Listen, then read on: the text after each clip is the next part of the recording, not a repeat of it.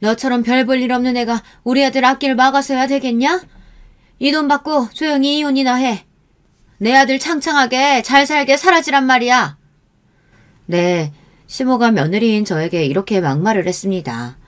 세상 천지에 바람난 자기 아들을 이렇게 이혼시키고 싶어 안달난 시모가 또 있을까요? 사람이 평생을 한 사람만 바라보고 사랑하고 의리를 지키는 것이 결혼이잖아요. 하지만 제 결혼 생활은 전혀 그렇지 못했습니다. 그런 기막힌 제 사연을 여러분께 얘기해볼까 합니다. 때는 10여 년 전으로 거슬러 가서 제가 여대에 다닐 때 대학신문 발간 동아리 활동을 하고 있었습니다. 그 동아리의 전국 연합 동아리 모임에서 남편을 만났어요. 그때 만난 남편의 모습은 깔끔한 네이비색 폴로 셔츠에 잘 다려진 베이지색 면바지를 입고 단정하게 젤로 넘긴 헤어스타일이 멋있었어요. 그런 댄디한 차림새에 반했는데 막상 대화를 나눠보니 의외로 대구 사투리와 억양을 쓰고 있었습니다. 서울에서 태어나서 자란 저에게는 그런 사투리와 억양이 재미있었어요. 그런데 그 남자는 사투리를 애써 감추려 서울 말씨를 쓰려고 안간힘이었죠. 만난 지 얼마 안 됐을 때부터 남편은 저에게 적극적으로 호감을 보였습니다. 남편과 저는 서로 빠르게 가까워졌습니다. 그리고 저와 남편은 패션 코드도 잘 맞았어요. 저는 남자가 못생긴 건 참아도 옷 못 입는 건 못 참거든요. 그렇게 우리는 대학 시절 만나 연애를 하다 취업할 나이가 되었어요. 남편은 경제학과 전공으로 공기업이나 대기업에 취업 지원을 여러 차례 했지만 대학 시절 학점이나 스펙 관리를 열심히 안 해서 번번이 낙방이었어요. 그즈음 저는 중견기업의 마케팅 부서에 취업을 했습니다. 저는 너무 돈만 높아지지 말고 정말 남편이 원하는 일을 찾아서 지원해보라고 조언을 했습니다. 그러다가 남편은 모 백화점의 한 매장 관리직으로 취업했어요. 처음에는 가오가 살지 않는다면 탐탁지 않아 했지만 몇 달 되지 않아서 명품도 자주 접할 수 있고 자신이 좋아하는 패션에 관련된 일을 해서인지 나름 만족하고 잘 지내더라고요. 우리는 그렇게 둘 다 취업을 하고 얼마 지나지 않아 결혼 이야기가 자연스럽게 나오게 되었습니다. 남편은 연애 시절부터 서울에서 혼자 자취 생활을 했었고 딱히 시모와 만날 일이 없었기에 결혼 이야기가 나온 뒤 처음으로 시모를 뵙게 되었어요. 시아버님은 남편이 초등학교에 다닐 적에 돌아가셨다고 합니다. 어머님 혼자서 남편과 그 위에 누나 둘을 키워낸 이야기를 들으며 저는 시모가 생활력 강한 존경스러운 분일 거라고 생각했어요. 남편의 소개에 따르면 시모는 대구에서 오랫동안 한복집을 하시며 남매를 키워 대학까지 보냈고 누나는 호주에서 결혼해서 이민을 가 있는다고 했습니다. 그 후에도 결혼식 때 외에는 시누이와 만난 적이 거의 없을 정도로 왕래가 거의 없이 지냈죠. 그래서 남편의 본가인 대구에 내려가서 인사드릴 분은 오직 시모 한 분이었습니다. 시모에게 인사를 드리기 위해 시모가 정해준 대구의 한정식집에 남편과 도착해서 기다리고 있었습니다. 그때 멀리서 눈에 띄는 한 60대의 여성분이 입구에서 들어오고 있었어요.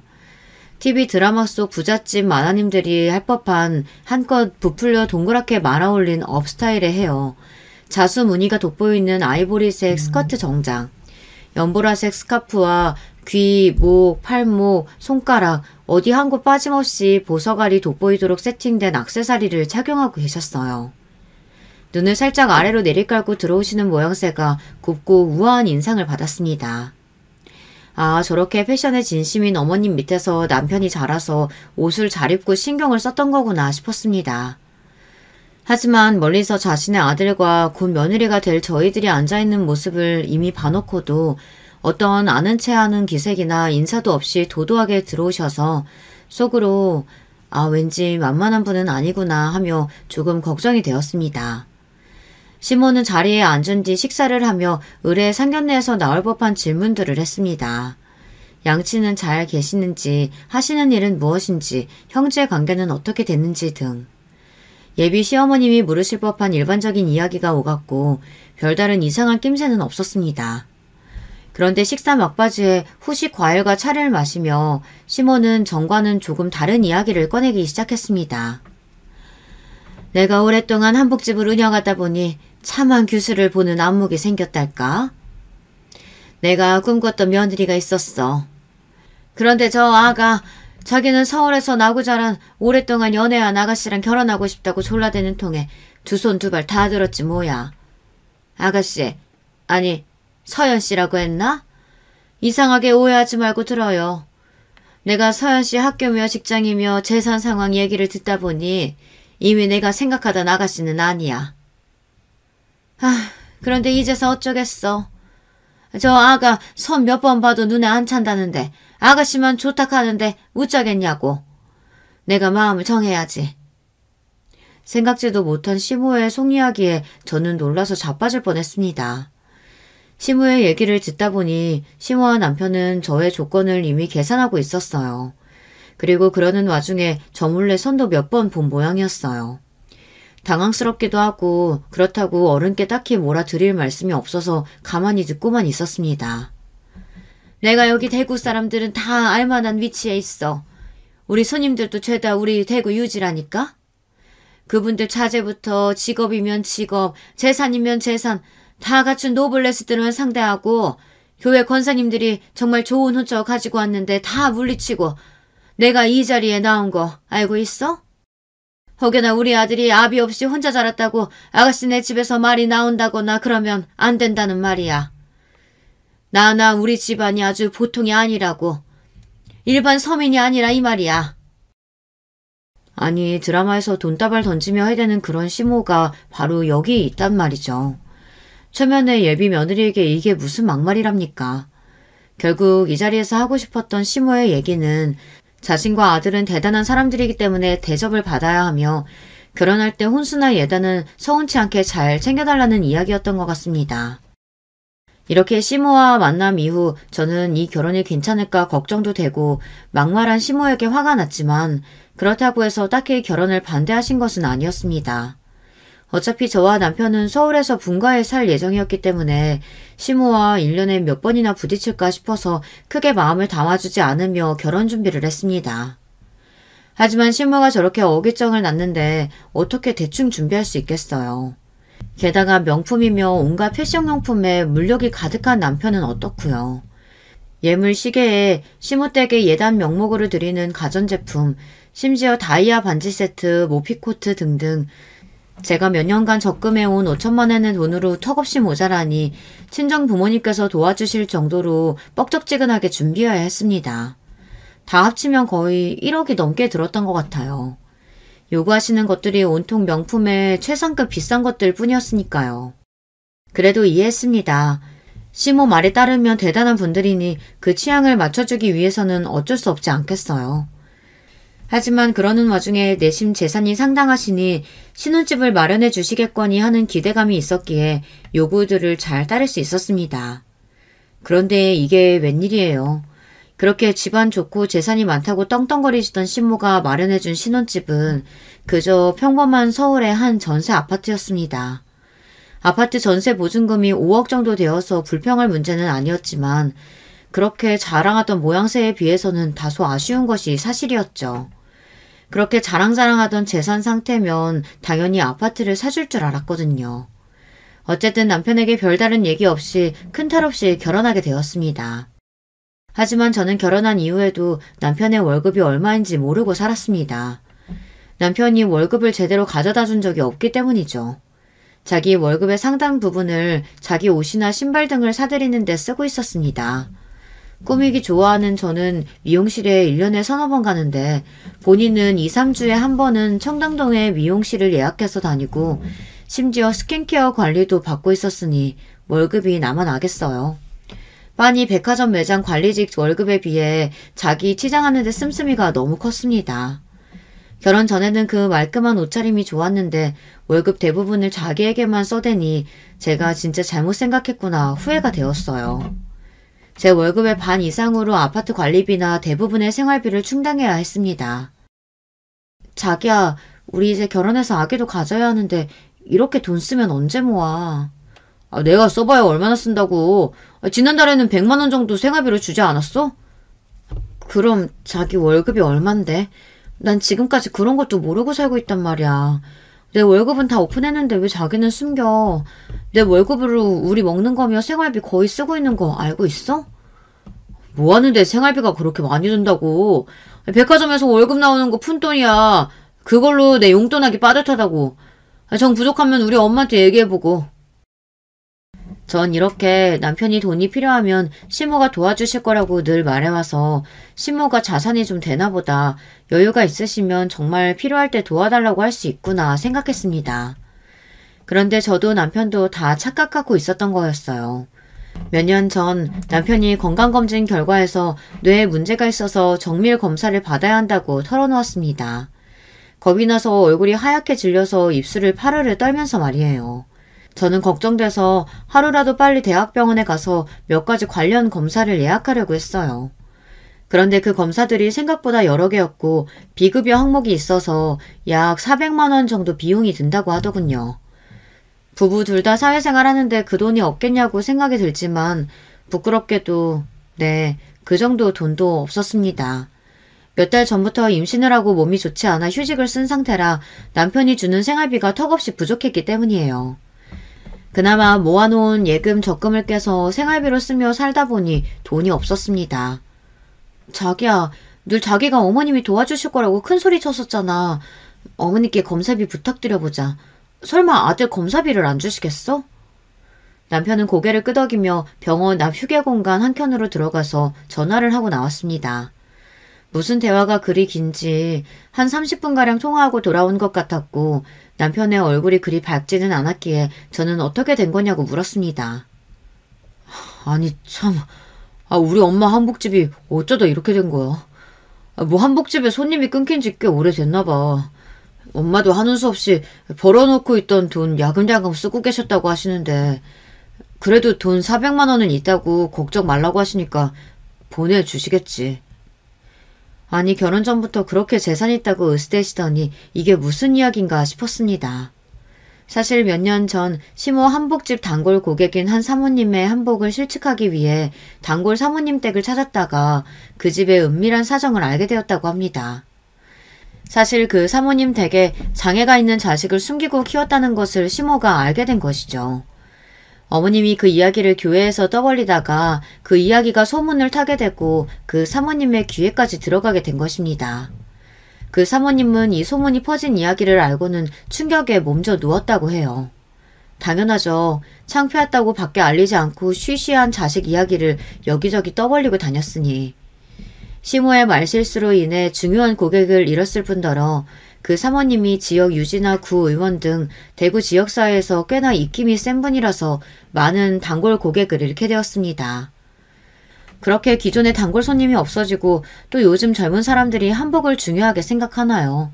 그렇게 한복집이 파리가 날려서 벌이가 거의 없다시피 지낸 게 3년이 넘었다고 하네요. 자존심 때문인지 본인 아들과 저에게는 쉬쉬하면서 그동안 모아놓은 돈이나 부동산까지 처분해가며 돈을 쓰고 계신 거죠. 제가 남편과 시모의 소비 성향을 모르나요? 입는 것부터 집에 두는 것까지 좋은 거 비싼 것만 찾는 양반인데 그 씀씀이가 돈이 없다고 줄어들지는 않았던 모양입니다.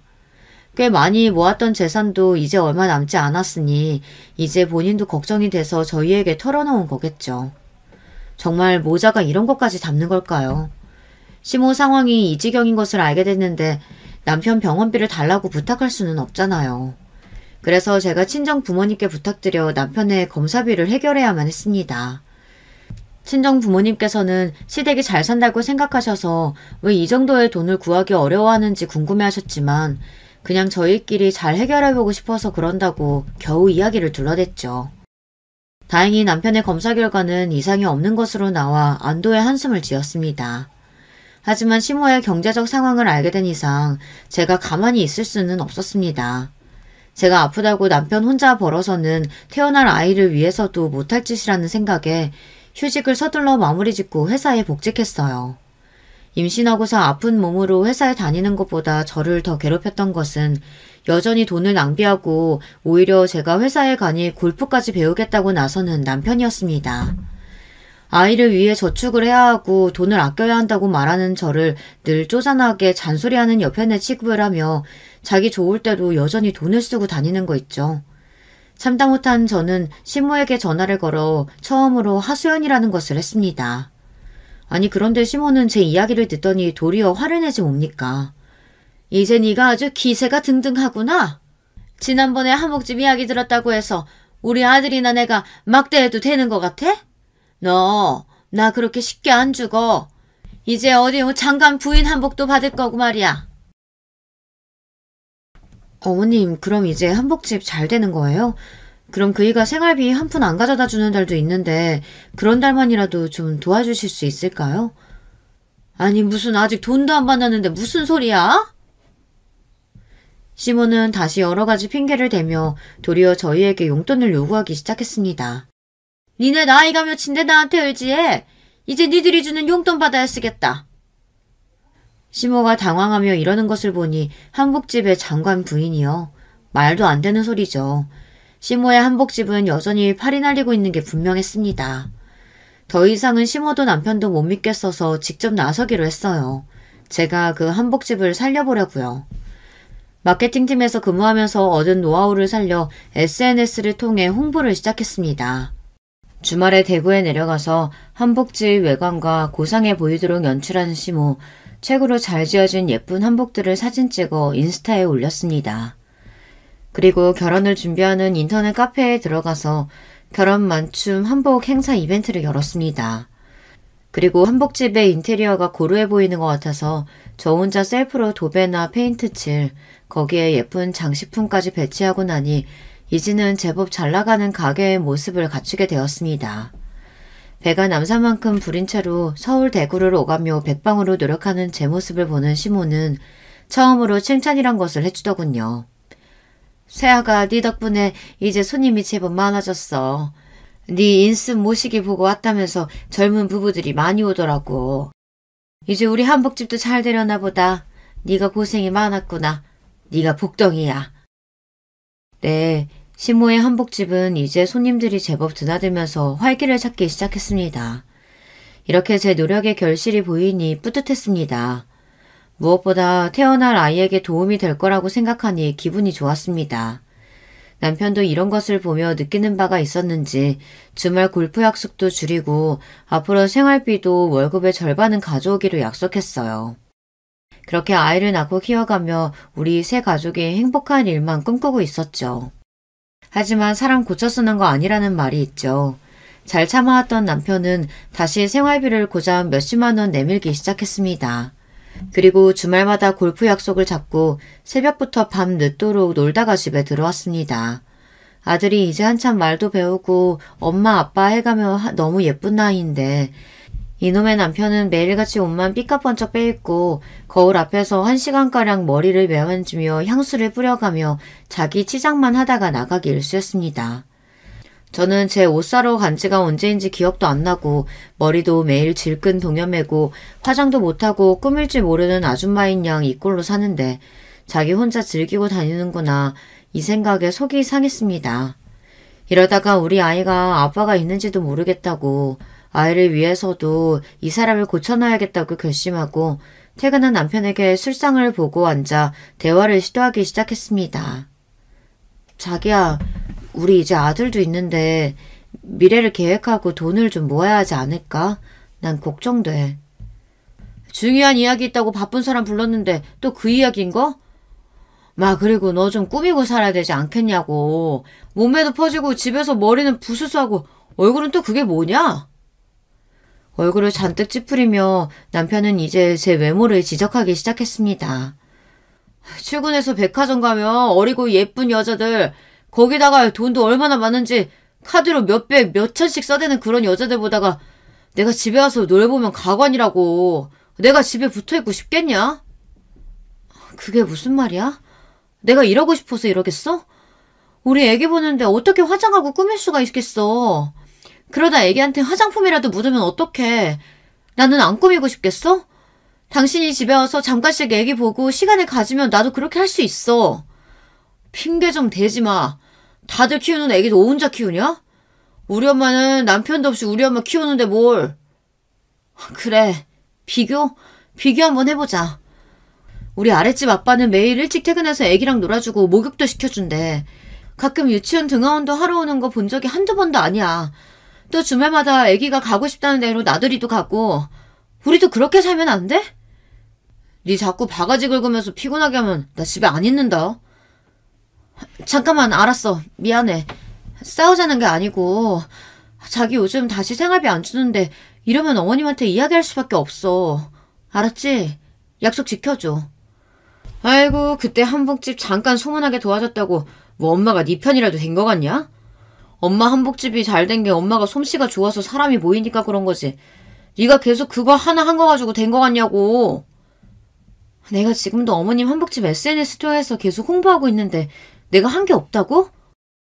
그제야 남편은 아차 싶었는지 알았다고. 생활비 가져오면 되잖아. 됐냐? 나 씻으러 간다.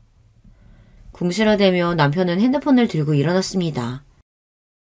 씻으러 간다면서 핸드폰은 왜 가져가? 요즘 거래처 사장님들이 시도 때도 없이 연락해 된다고. 너는 내가 맨날 노는 줄만 아냐? 이렇게 저렇게 대화를 시도해봤지만 도무지 반성할 기색이 없는 남편이었어요. 그런데 말이죠. 그저 철없이 돈만 써대는 남편이었기만 했다면 차라리 다행이었습니다. 그이가 요새 들어 제 외모를 타박하고 매일 잠자리를 요구하던 남편이 최근 들어 피곤하다며 돌아누워 자기 일쑤였어요. 저도 딱히 잠자리가 아쉬웠던 것은 아니죠. 일하고 애 키우며 사는 게 팍팍했으니까요. 하지만 한 달 뒤 저에게는 청천벽력 같은 일이 일어나고 말았습니다. 그날은 아이의 유치원 소풍날이었어요. 엄마 아빠들이 함께 서울대공원에 다녀오는 일정이었는데 저와 아들 둘이 잘 놀고 돌아오는 길이었죠. 엄마, 내 친구 서준이랑 민경이는 다 아빠가 같이 왔는데 우리 아빠는 매일 바빠요? 아이가 서운한 게 당연한 일이었습니다. 아빠라고 있는데 주말마다 나들이를 가거나 집에 일찍 돌아와서 게임이나 운동을 하며 같이 놀아주는 법이 거의 없었으니까요. 아빠가 좀 바쁘시긴 한데 대신 우리가 아빠 깜짝 파티 해줄까? 아빠 일하시는 백화점에 들러서 맛있는 거 먹고 오는 거 어때? 아이는 한박 웃음을 지으며 발걸음이 빨라졌습니다. 저렇게 좋을까 귀엽기도 하고 안쓰럽기도 한 마음을 안고 남편이 일하는 백화점 매장으로 향했죠. 남편이 일하는 매장 안으로 들어선 순간 저는 제 두 눈을 의심했습니다. 아니 이게 어찌된 일이란 말이죠. 남편이 어떤 여성과 히히덕거리며 함께 쇼핑을 하고 있는 것이었습니다. 그 여성은 단순히 손님이라기엔 너무 친밀하고 가까워 보였어요. 그리고 제 직감은 틀리지 않았음을 나중에 알게 됩니다. 아이와 제 모습을 확인한 남편은 매우 당황하며 우리 둘을 매장 밖 휴게소로 데려갔습니다. 미쳤어? 어디라고 남편 일터에 함부로 와? 아빠 미안해요. 제가 아빠 보고 싶다고 해서 엄마가 데려오신 거예요. 혼내지 마세요. 다신 안 그럴게요. 남편이 불같이 화를 내자 아이는 너무 놀라 울어버리고 말았습니다. 저도 당황했지만 아이가 울며 하는 말에 더 서러워져서 화를 내고 말았습니다. 우리 도진이 자기 아들이야. 아들이 아빠 보고 싶다고 오는 게 잘못이야? 그리고 백화점이 뭐 못 올 때도 아니고 아빠랑 같이 맛있는 거 먹자고 온 거야. 그게 그렇게 잘못이니? 그제야 남편은 자신이 상황에 맞지 않게 분노했다는 것을 깨달은 건지 아니면 주변 사람들이 힐끔거리고 우리를 쳐다보는 상황을 피하고 싶었던 건지 이내 화를 누그러뜨리고 다정한 척 말했습니다. 아니 내가 손님 대응하고 있을 때 정신이 없어서. 도진아, 아빠가 화내서 미안해. 우리 햄버거 먹으러 갈까? 남편은 아이의 눈물을 닦으며 손을 잡고 햄버거 매장으로 향했습니다. 하지만 저는 알아채고 말았습니다. 아까 남편과 친밀해 보였던 그 손님이 멀리서부터 쭉 우리를 보고 있었다는 걸요. 그리고 햄버거 매장으로 가는 우리를 쳐다보며 알 수 없는 미소를 내비쳤습니다. 집에 돌아와서도 저는 계속 찜찜했어요. 남편은 남성 가죽 자파 매장에서 일하고 있는데 여성 손님이 단골일 가능성도 적어 보이고 그 여자의 옷차림이 자꾸 떠올랐습니다. 노란색 파워숄더 자켓에 흰색 플레어 바지 정장, 웨이브를 길게 늘어뜨리고 수많은 시간 공을 들였음이 분명해 보이는 헤어스타일, 보테가바네테 구두와 가방을 착용하고 있었고 얼굴 화장도 짙고 화려했습니다. 일반적인 여성 같지 않아 보이고 미모가 뛰어난 편은 아니지만 잘 꾸미고 또 부유함을 과시하는 듯한 모양새였죠. 생각해보니 최근에 남편이 저에게 자꾸 외모 지적을 한 것이 자꾸 그녀를 두고서 저와 비교한 것 같이 느껴졌습니다. 무엇보다 저를 괴롭힌 것은 그녀가 알 수 없는 미소로 쭉 우리를 관찰하듯이 지켜본 것이었습니다. 혼자 고민하다가 저는 동네에서 친하게 지내는 친구와 같이 이야기를 하게 되었습니다. 제 이야기를 듣던 그 친구는 처음에는 제 오해일 거라고 걱정 말라고 안심시켜 주었습니다. 그런데 다음날 믿지 못한 사실을 전 듣게 됩니다. 그 친구가 전화를 해서는 서연아 미안해. 사실 어제 네 얘기 듣고 바로 솔직하게 얘기 못했어. 네가 너무 놀랄까봐 말이야. 그리고 나도 그냥 쉽게 할 얘기는 아닌 것 같아서 주변에 물어보고서 이렇게 이야기하는 거야. 어렵게 말 꺼낸 친구의 이야기는 삼류 막장 속 바로 그런 불륜 이야기였습니다. 그 주인공이 바로 제 남편이었던 거죠. 백화점에서 일하는 저희 남편을 아는 사람들은 이미 여러 차례 목격하고 암암리에 소문이 돌았다고 합니다. 엄청 화려하게 차려입고 다니는 여자가 매일같이 남편 매장에 와서 놀다 가고 퇴근까지 종종 같이 하는 모습을 목격했다고 하네요. 혹자는 그 여자가 제 남편의 아내인 줄 알았다는 얘기까지 있었습니다. 백화점에서 너무 대놓고 놀아나니까요. 그녀, 아니 그 상간녀는 제가 봤던 인상처럼 일반적이고 얌전한 여성처럼 보이지 않았다는 것은 화려한 치장뿐 아니라 말투가 요사스럽고 도도하기까지 했다는 겁니다. 많은 사람들이 오가는 백화점에서 포옹이나 입맞춤 같은 스킨십도 서슴없이 해대는 어느 술집에 다니는 여자거나 분명 화류계에 있는 여자다. 이런 추측들이 난무했다고 합니다. 저는 너무 어이가 없었습니다. 이게 무슨 말도 안 되는 일입니까? 저만 모르고 많은 이웃들이 그 광경을 목격하고 수군될 정도면 남편의 바람은 얼마나 오랫동안 깊게 이어졌던 걸까요? 저와 우리 아들을 생각한다면 그렇게 대놓고 바람 피우는 것은 짐승이나 할 짓 아닌가요? 이야기를 들은 즉시 저는 남편에게 문자를 남겼습니다. 오늘 퇴근 후 바로 귀가하기 바람. 아니면 법정에서 만나. 남편이 바람을 들키고 놀라서 허둥지둥 바로 집으로 올 줄 알았던 것은 제 첫 번째 착각이었습니다. 남편은 10시가 넘어서야 저녁까지 먹고 분명 그 여우 같은 년과 먹었겠죠. 여유있게 현관을 들어오는 것이 아닌가요. 내가 보낸 문자 못 봤어? 봤지. 자기가 무슨 말할 건지 알겠는데 나 좀 씻고 하면 안 되냐? 아, 피곤해. 피곤하겠지. 이래서겠어? 여기저기 여자랑 놀러 다니니까 피곤 다 할 거야. 뭐? 이 사람이 뭘 잘못 먹었나? 무슨 소리야? 나랑 도진이가 자기 매장 갑자기 갔을 때 봤던 그 자기랑 친해 보이던 여자 누구야? 자기랑 바람 피는 게 그 여자 맞지? 무슨 말도 안 되는 소리야. 그분은 VIP 고객이셔. 그분이 우리 매장에서 사는 매출액이 얼만지나 알아? 내가 겨우 공들이는 손님한테 무슨... 잡았대도 소용없어. 내가 그날만 얼핏 보고 눈치로 이러는 줄 알아? 이미 동네에 소문이 파다하다고. 자기가 매장에서도 그 여자랑 연애하고 퇴근하고 어디를 매일같이 가는지 술집 여자 같은 그 여자랑 바람피는 걸 본 사람이 한둘이 아니라고. 남편은 잠시 아무 말도 못하더니 집을 나가버렸습니다. 이건 자기가 바람 인정한 거 맞죠? 그런데 저에게 어떠한 이야기도 하지 않고 그대로 집을 나간 사실이 더 화가 나고 수치스러웠습니다. 난 아직 물어볼 게 많은데, 할 말이 많은데. 그렇게 남편이 갑자기 집을 나간 뒤 며칠을 돌아오지 않았습니다. 저는 그 며칠 동안 지옥을 경험했습니다. 해명도 하고 반성도 하고 그래야 할 사람이 도리어 잠수를 타버리니 답답했어요. 답답한 마음에 일하는 매장에 갈까 하다가 거기에서 또 그 여자를 만난다면 저는 참지 못하고 정말 막장 드라마처럼 그녀과 남편 다 머리채 잡고 악다구니를 쓰고 말 것 같았어요. 하지만 남편이 일하는 중요한 곳에서 그럴 수는 없잖아요. 게다가 또 그런 일이 사람들 입에 오르내리는 것이 두렵고 우리 아이의 귀에까지 들어갈까 무서웠습니다. 남편은 3일이 지나서야 일요일 저녁이 돼서야 집에 들어왔습니다. 잠깐 이리 와봐. 할 얘기 있어. 집에 돌아온 남편이 추레하고 힘든 모습으로 저에게 잘못을 빌며 올 줄 알았던 것은 저의 두 번째 착각이었습니다. 내가 이 얘기를 어떻게 하는 게 좋을지 모르겠는데 뭐 질질 끌어봐야 너만 상처받을 테고 동네에도 이미 알 사람은 안다며 빨리 해결 보는 게 좋겠다는 생각이 드네. 지금 무슨 말을 하려는 거야, 자기? 이제 나는 네 자기 안 할란다. 진짜 이상형인 여자 딱 만나버렸거든. 그동안 우리 아들도 키워주고 잘 살아왔던 건 고마운데 이제 내 마음이 떠나버렸어. 그 대단한 여자한테 말이야. 이 남자는 말하는 도중 그 여자가 떠올랐는지 잠깐 웃고는 말을 이어갔습니다. 그 여자가 뭐 술집? 참네. 네가 감히 따라도 못 갈걸?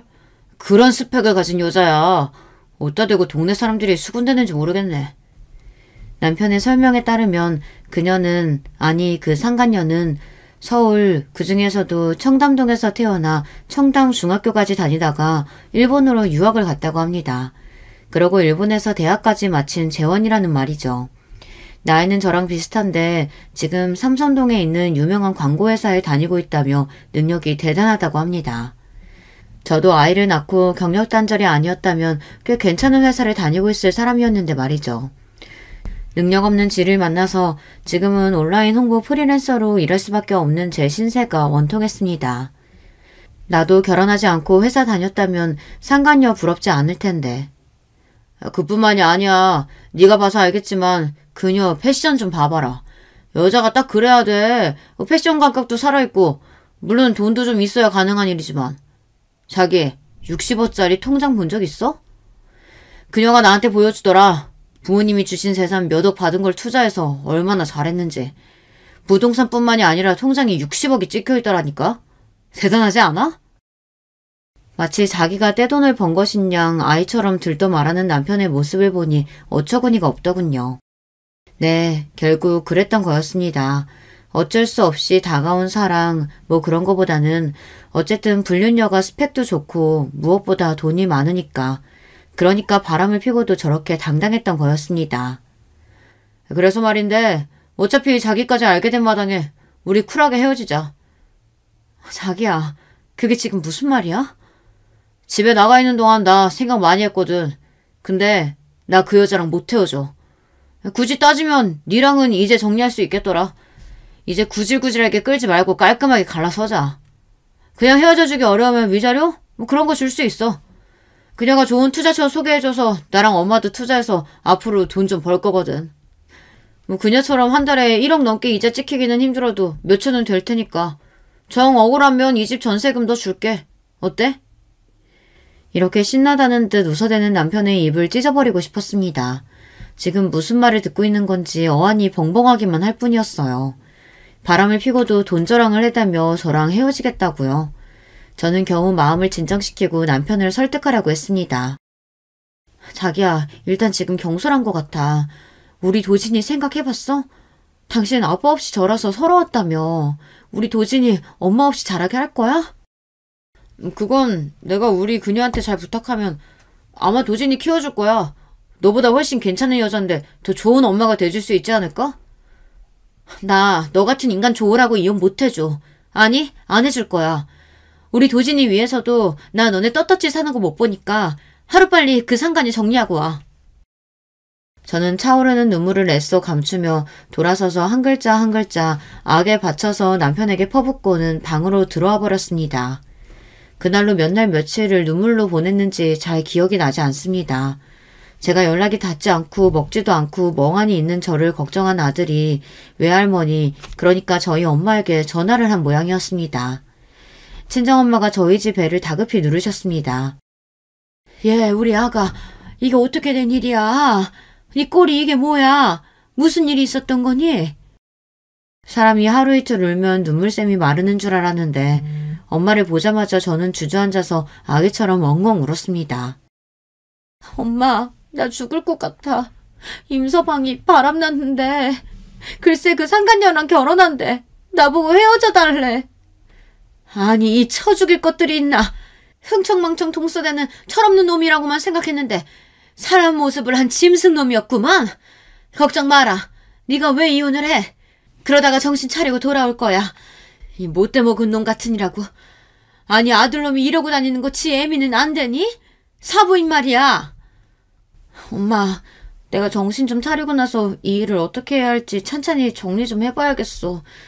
시어머니한테도 알려야지. 자기가 그렇게 존경하는 자기 엄마가 설득하면 좀 마음 돌리겠지? 그럼 당연하지. 아들이 불륜 저지르고 다니는 걸 알면 사부인이 잘 설득하지 않겠어? 내 아들놈이었다면 달이랑 그곳을 다 분질러버리는 건데. 네? 엄마도 참... 엄마의 농담에 저는 참으로 오랜만에 웃었습니다. 하지만 이것은 저의 마지막 착각이었습니다. 며칠 뒤 시모가 저희 집에 찾아왔습니다.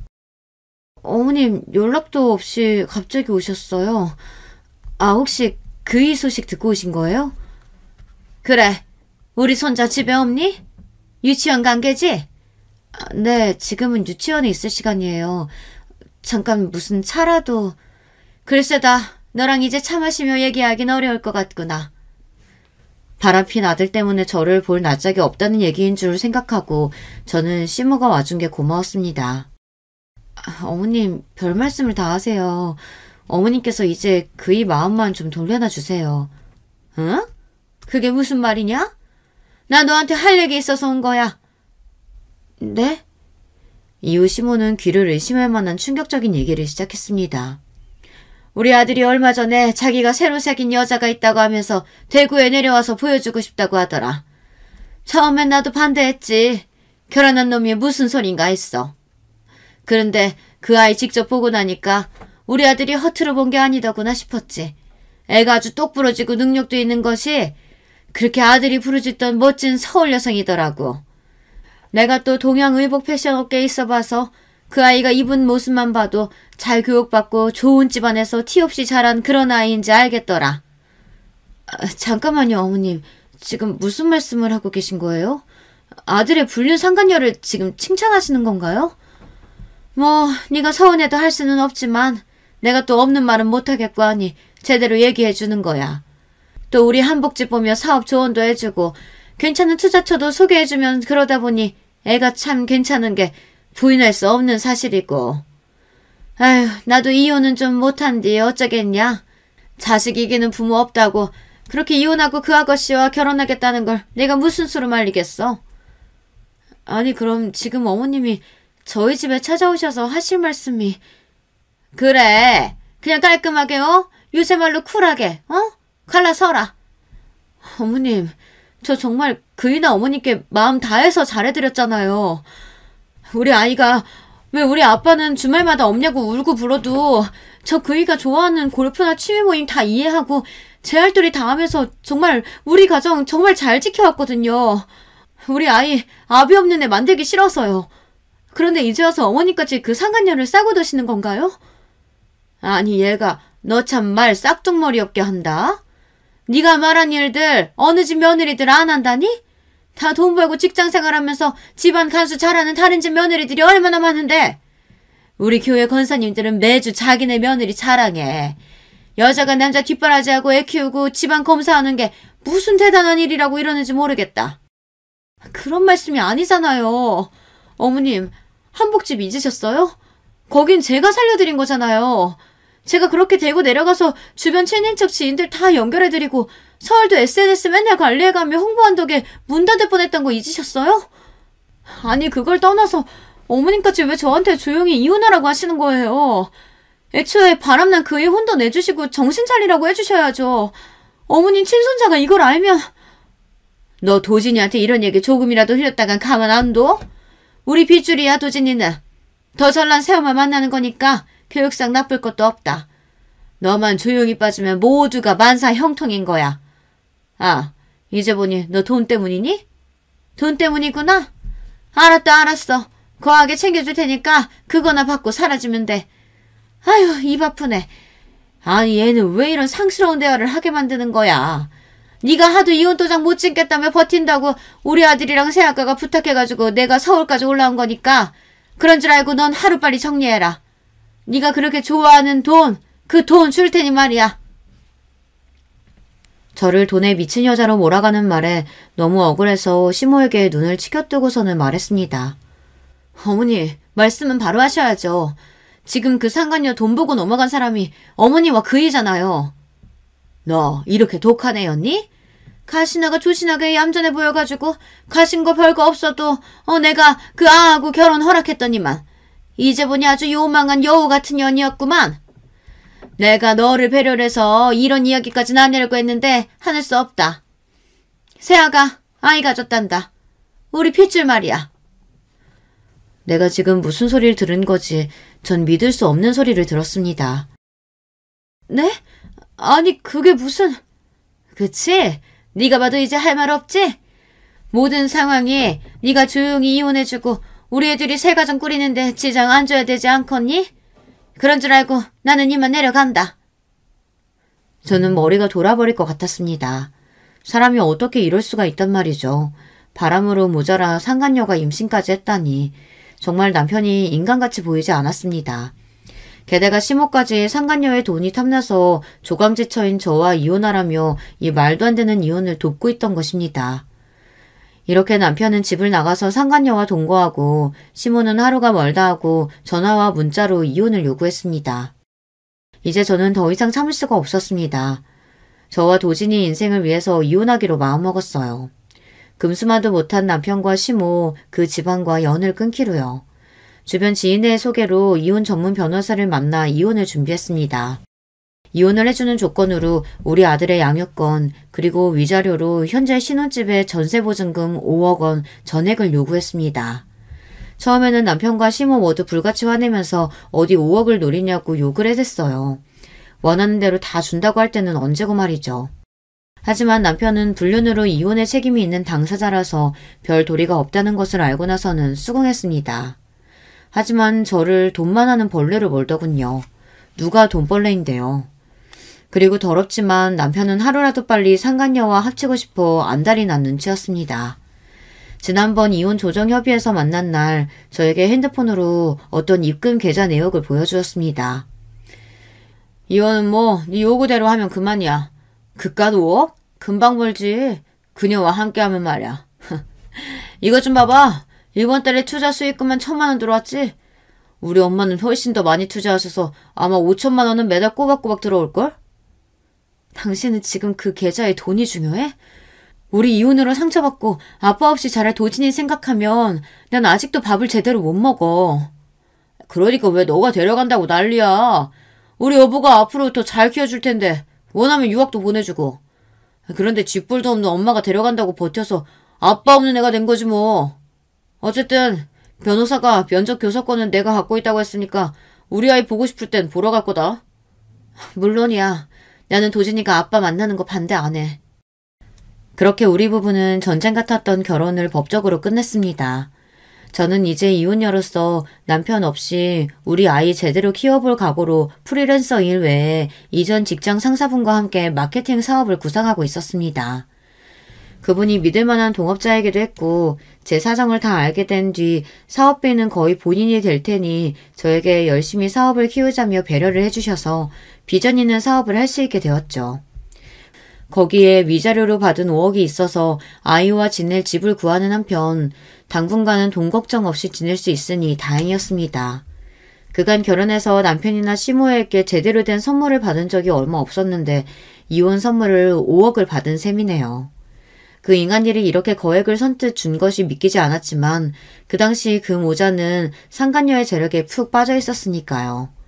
이혼하고 저는 친정 부모님이 사시는 다른 동네로 옮겨오고 전 남편은 상간녀가 사는 호화 빌라로 들어간다고 얼핏 들었는데 이들이 어떻게 사는지 모르고 살았습니다. 사실 궁금하지도 않았고요. 하지만 인과응보라죠. 불쌍한 내 인생에 너무도 통쾌한 일이 생겼습니다. 어느 날 전 남편에게 전화가 왔습니다. 자기야 잘 지내지? 우리 아들은 아픈 데 없이 잘 크고 있고? 내가 왜 당신 자기야? 난 잘 지내. 2달이 넘도록 소식이 없더니 무슨 일이야? 이제 와서 아들이 보고 싶어졌나 보지? 사실 난 잘 못 지낸다. 너도 보고 싶고 우리 도진이도 보고 싶고 나 미칠 것 같은 거. 수학이 넘어 전 남편의 목소리가 울음을 참는 듯 했습니다. 아, 무슨 사단이 났구나 싶었죠. 잠깐만 진정해봐. 찬찬히 얘기해봐. 뭐가 어떻게 된 일인지. 저와 이혼한 뒤 남편과 시모가 겪은 일은 정말이지 파란만장했습니다. 남편을 통해 들었던 상간녀의 강남 8학군 출신부터 일본 유학생의 잘나가는 광고회사 등 스펙은 모조리 거짓이라는 것이 밝혀졌다고 합니다. 결혼할 때 들어갔던 상간녀의 호화 빌라는 알고 보니 월 1,000만 원이 넘는 거액의 월세집이었습니다. 그리고 보증금도 거의 없어서 사실 상간녀는 능력도 없고 재산도 없는 여자였던 것입니다. 월세를 감당할 수 없다며 상간녀는 합가한 뒤 바로 남편과 시모에게 앞으로 빌라 월세비와 생활비를 줄 것을 요구했다고 합니다. 이 부분에서 남편은 못된 년 어쩌고 하면서 제 앞에서 상간녀의 욕을 늘어놓았습니다. 이런 말도 안 되는 상황에 어이없어 웃음이 나왔어요. 저와 이혼하기까지 상간녀의 대단한 스펙을 자랑하던 그 얼굴을 지금까지 잊을 수가 없는데 말이죠. 남편은 욕을 퍼붓다가 잠시 정적이 흐르다가 이내 울기 시작했습니다. 자기야, 내가 정말 미치겠는 건 아무래도 그년한테 투자 사기를 당한 것 같아. 나도 나지만 우리 엄마는 어떡하냐고. 우리 엄마 한복집이랑 집, 상가, 가진 재산 몽땅 담보로 대출받아서 투자한 거였는데. 자초지종을 듣고 보니 상간녀는 투자 사기 회사의 홍보 말단 직원, 속히 다단계 업체에서 사람을 꼬드겨내는 그런 일을 하는 여자였습니다. 그런데 남편과 시모는 그 여자에게 홀려서 모든 재산을 투자하고 회사가 잠적해버린 것이죠. 그동안 상간녀가 보아줬다던 60억이 넘는 계좌도 사실은 가상계좌로 회사에서 만든 사이트 화면이며 이는 모두 허상이었던 것입니다. 이렇게 남편과 시모가 투자한 돈을 들고 사라진 그 상간녀 회사를 고소하겠다며 길길이 날뛰는 남편에게 뭐라 해줄 말이 없었습니다. 내 아이의 남편과 친할머니가 참 딱하게 됐다 싶으면서도 그렇게 돈에 눈이 멀어 사람 도리를 못하던 인간에게 하늘이 벌을 내리셨구나 싶습니다. 하루는 시모가 헐레벌떡 뛰어와 신발도 제대로 벗지 못한 채로 급히 집에 들어왔습니다. 그리고 바닥에 무릎을 꿇고 사정사정 하는 거 아니겠어요? 아가, 우리가 잘못했구나. 그 불려시한테 홀랑 속아갖고 착한 우리 며느리한테 그랬으니 우리가 정말 미안하다. 우리 불쌍한 아들 지금 서울에서 지낼 곳도 없는데 너희 집에서 다시 합쳐서 살면 좋지 않겠냐? 이렇게 시모는 잘못했다며 사죄하고 눈물을 호소했습니다. 어머님, 이러시면 제가 불편해서요. 일어나세요. 아무리 울고불고 사과하셔도 두 분은 돌아올 수 없는 강을 건넜어요. 이미 사람 밑바닥 다 보여줘 놓고 어떻게 다시 합쳐요. 이제 여긴 제 집이에요. 어머님이나 그이가 올 수 없는 곳이죠. 자꾸만 찾아오시면 그때는 경찰에 신고할 수밖에 없습니다. 방금 전까지 그렇게 사정하시던 시모는 갑자기 표정을 싹 바꾸고 표독스럽게 쏘아붙이기 시작합니다. 이게 왜 네 집이야? 우리가 너한테 준 5억으로 산 거잖아. 우리도 여기 권리가 있어. 역시 본성은 어디 안 가는 거나 싶습니다. 이제 와서 시모는 위자료 5억이 탐났던 모양입니다. 겨우 시모를 돌려보낸 뒤로도 남편과 시모는 하루가 멀다 하고 저에게 다시 합치자며 졸라대고 있습니다. 그런데 그들이 정말 자신들의 죄를 뉘우치고 반성했을까요? 아니요, 사람은 고쳐 쓰지 않는다고요.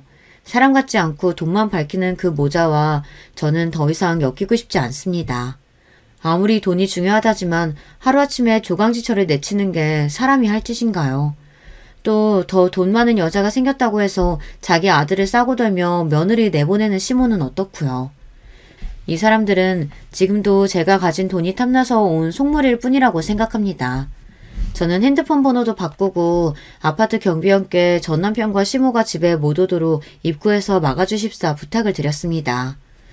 그렇게 저는 겨우 탐욕스러운 전 남편과 시모에게서 떨어질 수 있게 되었어요. 지금 제 사연을 함께 듣고 계신 여러분은 어떻게 생각하시나요? 제가 너무 매정한 걸까요? 혹시 저에게 주실 조언이 있으시면 댓글도 남겨주시고 비슷한 고민을 하고 계신 분들이 있으시다면 응원해드리고 싶습니다. 지금까지 제 사연을 봐주셔서 감사드립니다. 안녕하세요. 저는 지방에서 여생을 보내고 있는 60대 남자입니다. 나이가 들고 은퇴하니 자연이 좋아 사람이 없는 곳으로 왔는데 참 좋아요. 조용히 책도 읽고 텃밭도 가꾸고 있습니다. 동네에서 떠돌이 개가 있어 그 친구를 집으로 데려와 같이 지내는데 참 평화로워요. 이렇게 평화롭게 지내는 것이 좋다가도 가끔 외로울 때가 있습니다. 그럴 땐 아주 어렸을 때부터 매일 밤 썼던 일기장을 봐요. 그러다 제 인생에서 가장 큰 사건을 제보하고 싶어졌습니다. 여러분은 인생의 은인이 있으세요? 저는 있습니다. 아니, 사실 저는 한 명이 아니에요. 세상은 혼자 살아가는 게 아니고 다 같이 살아가잖아요. 평탄하지 않은 인생을 살아오며 참 많은 사람을 만났습니다. 그중 제 인생을 구원해준 은인 몇 분을 만났어요. 첫 번째 은인은 제 아내입니다. 다들 그렇겠지만 대한민국 중년의 삶이 다 저마다 사연을 가지고 있잖아요. 저번에 뉴스를 보니 특히 5, 60대는 격동의 시대를 보냈다고 합니다. 저는 그 말에 전적으로 동의해요. 8남매 중 6번째로 태어난 저는 부모님의 관심을 받지 못했습니다. 가난해서 장남인 큰형을 빼고는 대학에 가지 못했어요. 그래도 아버지가 남자들은 고등학교에 보내셔서 저는 고등학교는 졸업할 수 있었습니다. 졸업하고는 바로 철물점에 취업했어요. 그것도 아버지 친구가 하시던 곳이었죠. 삼촌이라고 부르며 제가 따랐던 기억이 납니다. 삼촌을 따라 철물점에서 일하며 많은 것을 배웠어요. 그러다 군대를 다녀왔는데 삼촌이 고향으로 내려간다고 철물점 문을 닫으셨습니다. 갈 데가 없는 저는 급하게 일자리를 알아봤어요. 그러다 제가 사는 곳이 해안가였는데 횟집에 일자리를 구했습니다. 그냥 아무 생각 없이 지원했는데 상당히 힘들었죠. 그래도 괜찮았습니다. 왜냐면 거기서 제 아내를 만났거든요. 여러분은 첫눈에 반한다는 말을 믿으세요? 전 강력하게 동의합니다. 제가 아내에게 첫눈에 반했거든요. 다행히 아내도 제가 싫지 않았는지 그렇게 1년이라는 짧은 연애를 마치고 우리는 결혼까지 하게 됐습니다. 아내도 그렇고 저도 그렇고 둘 다 가정 형편이 넉넉진 않았어요. 그래서 진짜 받은 게 하나도 없었습니다. 우리는 그렇게 결혼하고 신혼을 횟집에서 일하며 보냈습니다. 그런데 횟집에서 일하다가 문득 이런 생각이 들었습니다. 평생 이렇게 살 수는 없지 않나? 나도 이제 가정이 있고 챙겨야 할 가족이 있으니 능력이 생겨야 할 것 같았어요. 그래서 아내와 진지하게 상의했습니다. 그런데 둘이 고민을 할 때 갑자기 둘째 형에게 연락이 왔습니다. 부산에 가서 자동차 정비소를 할 건데 제게 같이 가지 않겠냐는 제안이었어요. 그렇게 우리 부부는 둘째 형을 따라 부산으로 가게 됐습니다. 부산에서 둘째 형과 같이 살던 삶은 지금 생각해도 참 힘들었어요. 그래도 아무것도 없이 형을 믿고 따라간 것도 분명 저니까 옆에서 많이 도왔습니다. 형은 이미 결혼한 상태라 형수님과 우리 아내는 둘이 집에 있었어요. 사정이 넉넉지 않아 같은 집에서 살았는데 집세도 반반 냈습니다. 하지만 제대로 된 월급도 받지 못했어요. 형은 월세를 제외하고 준다고 하며 월급을 줬는데 금액이 정말 적었습니다. 그 이후로 둘째 형에 대한 배신감에 잠도 제대로 자지 못했죠. 저만 보고 부산까지 온 아내를 보니 더 화가 났습니다. 그리고 그때 하필 또 아내가 첫째를 임신했을 때였어요. 이렇게 계속 형과 살면 평생 돈을 벌지 못한다고 생각했습니다. 형, 사실대로 말해줘. 그동안 왜 나한테 월급을 그렇게 적게 준 거야? 나 이제 다 알아. 내가 그냥 동생이니까 사기쳐도 된다고 생각했어? 말을 왜 그렇게 해? 나도 다 생각이 있었어. 나중에 조카 태어나면 돈 주려고 했어. 넌 내가 책임졌더니 이렇게 배신을 해? 그걸 어떻게 믿어? 진짜 너무 실망이다. 그러면서 월세는 같이 내는 게 말이 돼? 아주 벼룩의 간을 빼먹지 그랬어. 내가 얼마나 형을 돕느라 고생했는데. 정비 하나도 모르는 거 알려준 것도 나잖아. 너야말로 실망이다. 네가 이렇게 생각할 줄 몰랐어. 이럴 거면 고향으로 가. 형과 다툰 이후 일주일 뒤 저는 그냥 아내를 데리고 형과 살던 집을 나왔어요. 적지만 그동안 최대한 쓰지 않고 모아뒀던 돈을 들고 무작정 길을 나섰습니다. 다행히 아내와 제가 횟집에서 일했던 경력이 있잖아요. 해안가로 가서 일자리를 먼저 찾았습니다. 그렇게 며칠 뒤 일을 바로 구해서 무작정 돈을 벌었어요. 그러다 자식이 태어나니까 책임감이 더 생겼어요. 벌이가 적지 않아 집에 가져다주는 돈이 꽤 늘어났는데 그러면서 아내와 드디어 평범하게 살 수 있었어요. 하지만 첫째를 낳고 아내가 혼자 집에서 아이를 키우니 걱정이 많이 되더라고요. 몇 년만 더 이렇게 일하고 제 가게를 열어 편하게 아이도 키우고 아내와 살고 싶었습니다. 제 계획을 사장님에게 말하니 적극적으로 그러라고 하시더라고요. 그러면서 저를 마치 아들처럼 여기시며 모든 가게 운영에 대한 것을 알려주셨어요. 너무 감사한 마음으로 많이 배웠습니다. 그리고 우리 부부는 첫째를 낳고 둘째를 바로 가졌어요. 저도 그렇고 아내도 그렇고 형제가 많아 좋은 점이 많았거든요. 저도 비록 둘째 형과 약간의 다툼이 있었어도 확실히 크면서는 형제가 많아 외롭지 않아 좋았습니다.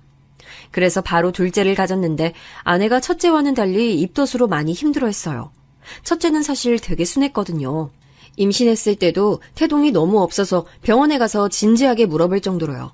입덧도 없었고 낳아서도 아주 조용했습니다. 잠투정도 별로 없고 키우기가 너무 쉬웠어요. 아내가 가끔 제가 일하던 가게에 첫째를 데리고 오면 사장님도 아기가 참 순하다고 하실 정도로요. 그래서 첫째를 보고 우리 부부는 아이 키우는 것이 제 생각보다 쉽다고 생각했죠. 그러다 둘째를 가졌는데 둘째는 입덧부터 남달랐습니다. 태동도 아주 심해서 아내가 괴로워할 정도였어요. 첫째와는 2살 터울로 둘째를 낳았는데 둘째도 아들이었어요. 둘째는 성격이 좀 드센 편이었습니다. 울음소리 성량 자체도 달랐어요. 그래도 제 자식이니 사랑스러웠습니다. 둘째를 낳으니 확실히 생활비가 많이 오르더라고요. 아이가 한 명일 때는 몰랐는데 확실히 드는 돈이 많았습니다. 그만큼 책임감도 많이 생겨서 열심히 일했죠. 그러다 아이들이 둘 다 유치원에 들어갔을 때 저는 제 가게를 열게 됐어요. 원래 일하던 곳에서 멀리 떨어지지 않은 곳에 사장님의 도움을 받아 작게 횟집을 열었습니다. 가게를 열고 사실 처음엔 되게 장사가 잘 됐어요. 예상했던 것보다 손님들이 많이 찾아주셨어요. 장사가 잘 되니 사람이 여유가 생기더라고요. 그래서 가족들한테도 많이 지원했습니다. 명절에 본가에 가면 용돈도 자주 주고 가족 모임이 있으면 제가 주로 돈을 냈습니다. 아내가 신혼 때부터 고생을 너무 많이 했기 때문에 항상 제 맘속에 부채감이 있었거든요. 그래서 가방도 많이 사주고 생활비도 넉넉하게 챙겨줬습니다. 쪽방에서 살던 신혼 때는 생각이 나지 않을 정도로 큰 집으로 이사도 갔어요. 친절함과 성실함으로 그렇게 딱 5년 동안 행복한 나날을 보냈습니다. 도중에 아내는 막내를 임신해서 낳았는데 성별은 또 남자였어요. 막내를 낳고 아내와 웃으며 우리 인생에 딸은 없다고 했던 게 기억나네요. 제가 그 당시엔 돈을 잘 벌었기 때문에 아이들한테 원 없이 해줬어요. 그리고 정확히 5년이 지나고 저는 가게를 접게 됐어요. 바로 건물주와 월세 문제로 다툼이 생겼습니다. 처음엔 대화로 잘 풀어보려고 했어요. 그런데 무리하게 월세를 올리고 막무가내로 나오는 건물주를 상대하기는 어려웠습니다. 처음엔 계속 올리던 월세를 맞춰서 냈어요. 그런데 그 정도가 점점 심해지니 감정 싸움으로 번졌습니다. 아니 사장님, 저번에도 올리셨으면서 또 이러시면 어떡해요. 저도 땅 파서 장사하는 거 아니에요. 주변 시세보다 싸게 냈으면 고마운 줄 알아 이 사람아. 아이 난 몰라. 그렇게 말씀하시면 어떡해요. 그리고 그렇게 싸지도 않아요 사장님. 저희 형편을 보세요. 그렇게 사이가 좋았는데 한순간에 적대적인 사이로 변했어요. 결국 아내와 저는 가게를 접었는데 그 과정이 정말 힘들었습니다. 건물주가 돈이 많아 주변 건물을 많이 가지고 있었거든요. 퇴거 명령이 떨어져서 억지로 가게를 빼는데 눈물이 멈추지 않았습니다. 급한 대로 주변 건물에 들어가서 장사를 계속하려 했는데 쉽지 않았어요. 지금은 그러면 큰일이 날 텐데 그때 그 시절엔 그냥 돈 있는 사람이 최고였습니다. 그래서 그렇게 쫓겨난 가게를 주위에서 다시 지속하는 것은 너무 힘들었어요. 단골도 많았고 주변에서 제일 잘 되던 가게라 아쉬움이 컸죠. 오히려 단골들이 제게 위로할 정도로 크게 상심하게 됐습니다. 가게를 잃은 상실감도 컸는데 사실 당장 생활비가 제일 막막했어요. 아이들은 3명이나 있는데 게다가 먹성 좋은 남자아이들이었죠. 가게를 지키고 싶은 마음에 끝에는 대출을 받아 월세를 냈었거든요. 그게 다 빚으로 다가오니 막막했습니다. 결국 살던 집을 팔아 급한 불을 끄게 됐어요. 그런데도 빚은 완전히 사라지지 않았죠. 대출을 받을 때는 제가 금방 갚겠다고 생각해서 빌린 거였거든요. 충분히 그때는 그럴 능력이 있었는데 가게를 빼고 나니 현실로 다가왔습니다.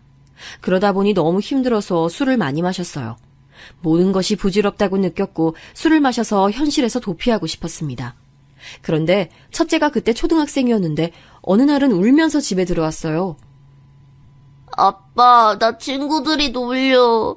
우리 집 망했냐고 하는데 너무 속상해. 내가 아무리 아니라고 해도 믿지 않아. 첫째가 울면서 말하는 걸 듣고 저는 충격을 받았습니다. 그래서 우울해도 어떻게든 다시 일하려고 애썼어요. 하지만 현실은 쉽지 않았습니다. 장사하던 사람은 장사를 계속해야 하더라고요. 제가 대학을 나온 것도 아니었고 할 수 있는 건 성인이 되고 횟집에서 일한 경력과 둘째 형을 따라 정비소에서 일한 경력이었어요. 갓 성인일 때 철물점에서 일한 경력이 있긴 해도 다 조각 경력이라 그걸 살리는 것도 쉽지 않았습니다. 전문적으로 무언가를 했던 건 장사가 전부였죠. 그래서 다시 장사하려고 해도 또다시 건물주와 마찰이 생긴다면 어떡하지라는 생각이 자꾸 들었습니다. 제가 그렇게 집에서 괴로워하니 아내가 밖에 나가 일하기 시작했어요. 그러면서 아내는 절대 제게 뭐라 하지 않았어요. 사모님 소리 듣다 주방에서 일하는 것이 본인에게 얼마나 힘들었겠어요. 그런데도 전혀 내색하지 않았습니다. 그런 모습을 보며 저는 마음을 또 다잡게 됐어요. 아무리 술을 마셔도 현실에 있는 빚은 빚이었고 사라지지 않았습니다. 그래서 저는 급한 대로 운전대를 잡았습니다. 마침 정비소에서 일해서 자동차에 대해서는 좀 알고 있었으니 무작정 화물차 운전을 시작했습니다. 그래도 빚을 제때 갚지 못하니 나중에는 아무리 좁은 집으로 이사해도 감당이 되지 않았어요. 정상적으로 은행에서 빌린 돈이 아니라 후폭풍이 대단했습니다. 나중엔 급기야 집으로까지 사채업자들이 찾아왔어요. 찾아와서 다 때려 부수고 돈을 내놓으라 하고 난리가 아니었습니다. 안 그래도 아내는 있는 가방은 다 팔고 금속 제품도 다 팔았거든요. 집에 있는 것이라곤 고물밖에 없던 시점인데 사채업자들은 그것마저 다 부쉈습니다. 올 때마다 큰 소리를 내며 소란스럽게 하니 주변 이웃들도 대놓고 우리 가족을 싫어했어요. 아이들도 불안해하며 잠을 제대로 자지도 못했습니다. 막내가 그나마 어려서 아무것도 모르던 게 감사했을 정도로요. 급하게 운전을 많이 하고 아내도 막내를 넣고 식당에 가서 일하는데 돈을 벌면 다 가져가니 정상적인 생활이 되지 않았습니다. 아예 나중엔 아내가 일하던 식당에 가서 뭐라 말하더라고요. 덕분에 아내는 식당을 몇 번이나 옮겨가며 일했습니다. 그것마저 나중엔 받아주는 곳이 없었어요. 그리고 그때 우리가 살던 방의 집주인이 진짜 마음씨가 좋으셨거든요. 이웃들이 아무리 우리를 손가락질해도 괜찮다고 하시던 분이었어요. 그런데 하도 사채업자들이 찾아오니 나중엔 우리 가족에게 나가달라고 했습니다. 집주인을 원망하거나 그러진 않아요. 저 같아도 그런 행동을 했을 것 같거든요. 늘어나는 이자를 감당하지 못해 결국 저는 공장에 들어가는 법을 택하게 됐어요. 사채업자들에게 마지막으로 부탁을 했습니다. 각서까지 썼으니 이제 찾아오진 마세요. 진짜 월급 다 드릴게요. 진짜 이번이 마지막이야, 어? 그래도 꼬박꼬박 갚으니까 노력이 가상해서 봐주는 거야. 공장에 가서 쉬는 날 없이 일해서 그 돈을 다 주겠다고 각서를 썼어요. 그랬더니 제가 그래도 돈 벌 의지가 있고 월급을 거의 다 가져다 줬으니 마지막으로 믿어주겠다고 하더라고요. 그래서 저는 급한 대로 공장에 가서 말 그대로 몸을 혹사하며 빚을 갚았습니다. 이 과정에서 아내와 저는 깊은 대화를 나눴어요. 제가 기숙사가 있는 공장에 들어가니 아내는 아들 셋을 혼자 돌봐야 하잖아요. 그런데 도저히 현실적으로 그게 불가능하더라고요. 결국 아이들을 급한 대로 친척 집에 맡기기로 했습니다. 막내는 너무 어려서 아내가 데리고 있어야 했어요. 아내가 막내를 데리고 장모님 댁으로 가게 됐고 첫째와 둘째는 우리 형제들에게 부탁해서 맡기게 됐습니다. 사실 이때 정말 고민이 많았어요. 하지만 저와 아내는 이렇게 딱 몇 년만 고생하면 나중에 빚을 갚고 나선 평범하고 행복하게 살 수 있다고 생각해서 고민 끝에 결정을 내렸습니다. 싫어. 엄마 아빠랑 같이 있을 거야. 내가 왜 다른 집 가야 돼? 싫어. 나도 외할머니 집 가서 살고 싶어. 재영아, 현실적으로 그게 힘들잖아. 우리가 얹혀 사는 거라 2명은 엄마가 안 돼. 그럼 막내 말고 날 데려가. 그럼 되잖아. 왜 날 버려? 거기는 시골이라 네가 다닐 학교가 없다고 몇 번을 말해. 이러는 우리도 속상해. 네가 조금만 이해해주면 안 돼? 아무리 논리적으로 설명해도 아이한테 와닿지 않았는지 강하게 거부했어요. 그 모습에 얼마나 가슴이 아팠는지 몰라요. 하지만 현실적으로 첫째와 둘째는 학교에 다녀야 했으니 장모님이 계신 시골은 갈 수가 없었습니다. 둘째는 다행히 아내가 임신했을 때 많이 힘들게 하더니 나와서는 순하더라고요. 실제로 장남과 비교했을 때 둘째가 확실히 성격이 순한 편이었습니다. 아내와 제가 설득하니 둘째는 그냥 조용히 고개를 끄덕이며 알겠다고 순응했어요. 아니면 본인 형이 너무 난리를 치니 자기까지 그러기 쉽지 않았을 수도 있고요. 제 형제 중에 그나마 제일 형편이 괜찮고 제게 가장 우호적인 쿤나난의 집으로는 첫째를 보냈습니다. 그리고 큰형의 집으로 둘째를 보냈어요. 보내면서 얼마나 미안한 마음이 들었는지 모릅니다. 우리 형제들에게도 그렇고 자식들에게도 못할 짓이라고 느꼈죠. 만약 제가 장사할 때 베풀지 않았다면 고개를 들고 싶지도 않았을 거예요. 첫째와 둘째를 각각 다른 집에 보내고 아내도 장모님 곁으로 보낸 뒤 혼자 정말 많은 눈물을 흘렸습니다. 자괴감도 들었고 너무 가슴이 아팠어요. 하지만 그럴 때일수록 정신을 차려야 한다고 생각했습니다. 그래서 일기를 쓰며 다짐했어요. 내가 이 빚만 갚으면 진짜 우리 가족을 위해 희생하며 살아야지 다짐하고 또 다짐했습니다. 그렇게 집 근처에 있던 공장으로 들어갔는데 마침 그 공장이 자동차 부품을 만드는 공장이었어요. 둘째 형 옆에서 정비소를 같이 했던 경험이 있으니 적응도 쉽게 할 수 있었습니다. 그러면서 자동차에 대한 지식도 늘어났어요. 쉬는 날이 없이 제 근무 일정을 짜달라고 하니 처음에 공장에서는 안 좋은 반응이었습니다. 그러다 도망가는 사람 한두를 본 게 아니라며 말리더라고요. 그래서 저는 때로는 솔직한 게 최고라고 생각하며 말했습니다. 지금 빚을 갚아야 하고 내 새끼들이 다른 집으로 흩어져 있다고 말했어요. 그랬더니 바로 또 수긍하더라고요. 그래서 진짜로 저는 3년 동안 하루도 쉰 적이 없습니다. 오히려 다른 직원들이 도망가거나 혹은 잔업이 필요하면 잠도 자지 않고 제가 대신 나서서 일했어요. 그러면서 월급을 받으면 바로 사채업자들에게 넘겼습니다. 처음엔 2년이면 되겠지 생각했는데 빚이 워낙 많아 3년으로 늘어났어요. 가끔 아내가 찾아오면 밥 한 끼 정도는 밖에서 먹곤 했습니다. 교도소도 이 정도는 아닐 거라고 눈물을 흘리는 아내를 보며 가슴이 참 많이 아프더라고요. 전 미안한 마음이 너무 커서 첫째와 둘째를 찾아가진 못했습니다. 대신 아내가 제사며 명절이며 빠지지 않고 저 대신 참석했다고 해요. 공장에 가서 빚을 갚느라 바쁜 남편을 대신해 아내가 그 고생을 했던 거죠. 나중에 들은 건데 아내는 첫째와 둘째를 맡기고 너무 미안한 마음이 들었다고 합니다. 그래서 혼자 처가에 얹혀 살며 나네 집에 가서 일손을 돕고 밭일을 내서 그 돈을 보냈다고 하더라고요. 이래서 제가 아내에게 제 인생의 은인이라고 부르는 거랍니다.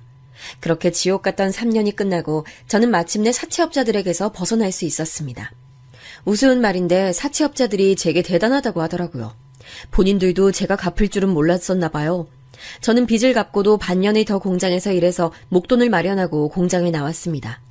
소정의 돈을 큰누나와 큰형에게 주는데 눈물이 그렇게 나오더라고요. 두 사람은 괜찮다며 저를 다독였는데 3년을 아무리 조카라도 계속 데리고 있는 게 쉬운 일이 아니잖아요. 오랜만에 본 아이들은 정말 많이 컸더라고요.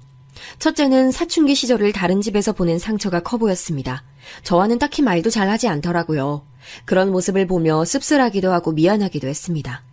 둘째와도 서먹했지만 그래도 둘째는 이 못난 사람이 아버지라고 따르기는 하더라고요. 그렇게 저는 식구들을 다시 모아 서울로 올라갔습니다. 부산에서는 횟집과 공장의 기억이 있는데 잘 살았던 기억과 너무 가난하고 비참했던 기억도 둘 다 가지고 있어요. 그래서 세월이 지난 지금 부산에 가면 참 복잡한 마음이 들곤 합니다. 좋은 기억과 나쁜 기억이 둘 다 공존하니까요. 서울에 무작정 올라간 건 아니고 사실 미리 봐둔 일자리가 있었습니다. 일하던 공장의 사장님이 제가 그만둔다고 하니까 매우 아쉬워하셨거든요. 그러면서 친한 지인 중에 서울에서 정비소를 하다 부산으로 내려온다며 제게 물려받으라고 하셨습니다. 전 이미 가게를 하다 망한 경험이 있어 처음엔 망설였어요. 그런데 진짜 그 지인이 부산에 오셔서 저와 얘기도 나누고 저도 미리 서울에 올라가서 가게를 보니까 믿을 수 있겠더라고요. 건물주와 계약서도 이번엔 변호사도 선임해서 꼼꼼하게 봤습니다. 그러고 나서 식구들을 데리고 서울로 가게 됐어요. 이 선택은 제 인생을 바꾸는 결정이 됐습니다. 어떻게 보면 공장 사장님과 정비소 전 사장님이 제 인생의 또 다른 은인으로 여길 수도 있겠네요. 서울에 가서 전 사장님의 배려로 집도 구할 수 있었어요. 아이들 학교와 가까운 곳에 작은 주택의 반지하에서 살게 됐습니다. 아내와 저는 일단 아이들과 다 같이 모여있다는 것 자체가 너무 행복했어요. 그래서 저는 이 행복을 지키기 위해 정말 열심히 일하기 시작했습니다. 예전에 횟집에서 일하던 것처럼 친절함과 성실함은 당연히 지켰고 그때의 기억으로 장사하면 어느 정도 내려놓아야 한다는 것도 알게 됐죠. 거의 퍼주듯이 장사했더니 단골도 생겨났어요. 또 정비소지만 제가 예전에 철물점에서 일했던 경험도 있고 자동차 부품 공장에서 3년을 일했으니 이것저것 잡지식이 많았습니다. 서비스 차원에서 더 추가로 뭘 해주고 그런 게 많다 보니 어느새 손님이 끊이지 않게 됐어요. 화물차 운전도 해봤으니 가게에 출근하기 전에 부업 용도로 운전도 하곤 했습니다. 이런 식으로 돈을 계속 저축했어요. 아내도 막내를 유치원에 보내고 혼자 생활비를 벌겠다고 식당에서 일하기 시작했습니다. 소액이어도 어쨌든 수입이 있으니 식구들이 버틸 수 있었어요. 빚은 이제 없으니 모으는 일만 남았던 거죠. 돈이라는 게 한순간에 없어질 수도 있다는 것을 이미 겪었으니 저는 다시는 그런 일이 일어나질 않길 바랐습니다. 새벽부터 나가서 정비하고 손님들 요구 들어주고 남는 시간엔 운전하고 그렇게 지냈어요. 아이들에 대한 부채감이 심해서 퇴근하고 대리운전도 하며 미친 사람처럼 돈을 모았습니다. 그런 식으로 자신을 위해 맛있는 걸 먹거나 옷을 사는 건 아예 포기했어요. 오로지 우리 가족만을 위한 인생이었죠. 모으고 또 모아도 부족하다고 느꼈습니다. 그렇게 살다 보니 돈이 어느 정도 모여 반지하를 탈출했어요. 큰 누나와 큰형에게 고마운 마음에 명절에 찾아가면 용돈을 주기도 했습니다. 드디어 이제 우리 가족도 평범하게 살 수 있는 환경이 됐어요. 아니, 사실 정비소가 점점 커지면서 평범함을 넘어서 여유 있는 생활을 하게 됐습니다. 아파트로 이사 가기도 했고 아이들 학원도 마음껏 보낼 수 있었거든요. 저는 그런 여유가 생겨도 이상하게 허한 느낌이 들었습니다. 그래서 그때도 대리운전을 계속했어요. 아마 아이들을 친척집에 맡긴 죄책감이 매우 커서 그랬던 것 같습니다. 부산에서 살던 것처럼 집이 여유롭게 살다가 갑자기 한순간에 무너질까봐 그게 두려웠을 수도 있고요. 여보, 너무 무리하지 마. 당신 충분히 잘하고 있어. 우리 이제 적금도 많고 예전 같은 일은 안 일어나. 아내가 그런 저를 보고 안타깝게 여길 정도로 강박은 심해지기 시작했어요. 하지만 저는 트라우마가 심해서 일을 하지 않으면 더 고통스러웠습니다. 사장님 소리를 들으며 직원을 몇 명을 둬도 심적으로 마음이 편하지 않았죠. 그러다 어느 정도 괜찮아진 계기가 생겼습니다. 아내가 어느 날 퇴근하고 집에 갔더니 진지하게 얘기했어요. 그래서 나는 그 집을 매매했으면 좋겠어. 우리가 자금은 충분히 되더라고. 이제껏 투자가 무서워서 적금만 계속 들었잖아. 아내는 아파트 투자에 대한 의견을 제게 보였습니다. 재건축되면 아파트 값이 많이 오르게 보인다며 적극적으로 의견을 제시했어요. 아내가 웬만하면 저러지 않거든요. 그런데 얼굴에 열까지 올리며 진지하게 말하는 모습에 저도 설득당하게 됐습니다. 아내 말대로 적금만 계속 들고 있기도 했거든요. 그리고 그 선택은 최고의 선택이 됐습니다. 진짜로 재건축이 되며 값이 크게 올랐어요. 그 이후로 아내와 저는 투자에 대해 진지하게 공부하기 시작했습니다. 투자 전문 모임에도 들어가고 부동산도 계속 다녔어요. 나중에 아내는 공인중개사 자격증까지 취득하게 됐습니다. 그러면서 집안의 돈이 불어나기 시작했죠. 덕분에 아이들의 등록금이나 용돈은 전혀 문제가 되지 않았습니다. 바닥을 찍어서 사채업자에게 돈을 바쳐야 했던 나날은 생각도 나지 않게 됐죠. 그러면서 아내와 저는 둘 다 아이들에 대한 죄책감은 마음속 깊은 곳에 아직 남아있었어요. 그래서 대학에 진학한 첫째와 둘째의 등록금은 당연하고 자취 비용과 용돈도 아주 넉넉하게 줬습니다. 사춘기를 심하게 겪었던 첫째에게는 특히 미안한 마음이 컸거든요. 그래서 첫째에겐 대학생일 때 차도 사줬습니다. 자식들에겐 그냥 퍼주고 싶은 마음이 컸어요. 제가 고생해보니까 우리 아이들은 그런 고생하지 않길 바랐거든요. 그래서 우리 아들들은 아르바이트도 해본 적도 없습니다. 그래도 전 괜찮았어요. 투자로 돈을 많이 벌면서도 저는 아내 몰래 종종 대리운전을 계속했습니다. 돈이 없어서 아이들을 형제들 집에 맡겼던 게 너무 속상했거든요. 이미 제가 운영하는 정비소가 망해도 먹고 살 수 있는 형편이 된 지 오래였지만 그래도 자꾸 그 기억이 떠올랐습니다. 어느덧 첫째는 대학을 졸업하고 취업하게 됐어요. 아직도 제 기억 속엔 아내가 첫째를 임신하고 태교하던 게 눈에 선한데 취직이라니 감회가 남달랐습니다. 사실 첫째는 대학생 때 성적이 좋거나 그러지 않았어요. 학사 경고도 받았고 놀러 다니기 바빴습니다. 그래도 단 한 번도 뭐라 한 적이 없어요. 그냥 제 아픈 손가락이었거든요. 장남은 졸업 후 집과 가까운 중소기업에 취업하게 됐습니다. 딱히 잘난 경험이 없어서 그저 그런 회사에 취업하게 됐죠. 저는 아들이 내심 정비소를 물려받으면 어떨지 생각했는데 첫째는 전혀 그런 마음이 보이지 않았어요. 대신 둘째가 정비소에 관심이 많았습니다. 전공이 또 자동차 관련 쪽이라 둘째는 제 일에 흥미를 보였어요. 그래서 둘째는 종종 제 가게에 나와 저를 많이 도와줬습니다. 그런 둘째가 고마웠어요. 그러면서 첫째와 막내에 대해 관심도 유지하려 노력했습니다. 어느덧 시간이 지나 첫째가 결혼한다고 여자를 데려왔어요. 제가 딸이 없다 보니 며느리를 어떻게 대해야 할지 전혀 모르겠더라고요. 그건 아내도 똑같은 마음이었습니다. 안녕하세요. 어서 와요. 오느라 수고 많았어요. 차린 건 별로 없지만 맛있게 드세요. 아, 네. 사실 며느리의 첫인상은 좋지 않았습니다. 저와 아내는 첫 며느리고 또 자식이 아들밖에 없잖아요. 그래서 최대한 친절하게 배려해주려 노력했습니다. 그런데 며느리는 처음 인사 온다고 했을 때부터 무표정에 제대로 대답하지도 않더라고요. 그래서 처음 보자마자 기분이 상했습니다. 며느리가 집으로 가고 저는 아들에게 진지하게 말했어요. 사람 됨됨이가 중요하잖아. 저렇게 어른 앞에서 결혼하러 왔는데 무뚝뚝하면 인성이 그렇게 좋아 보이진 않아. 아버지는 저한테 해준 게 뭐가 있어요? 나 어릴 때 다른 집 보내놓고 그런 말이 나와요? 나 그때 받은 상처 생각하면 눈물이 나온다고요. 결혼은 제 마음대로 하게 해주세요. 저와 아내는 첫째가 저렇게 종종 어릴 때 친척집에서 보낸 경험을 얘기하면 너무 마음이 아팠습니다. 저도 어쩔 수 없는 선택이었지만 그건 제 욕심이었겠죠. 둘째는 전혀 그런 말을 하지 않아서 괜찮았어요. 하지만 첫째가 실제로 집에 데려오고 많이 힘들어했던 것을 저는 기억했습니다. 자식 이기는 부모 없다고 하죠. 그래서 우리 부부가 첫째 결혼에 대해 해줄 수 있는 건 바로 금전적인 부분이라 생각했어요. 장남 회사 옆에 고급 아파트도 얻어줬고 결혼 자금이 부족해 보여서 결혼 준비에 관한 비용도 다 내줬습니다.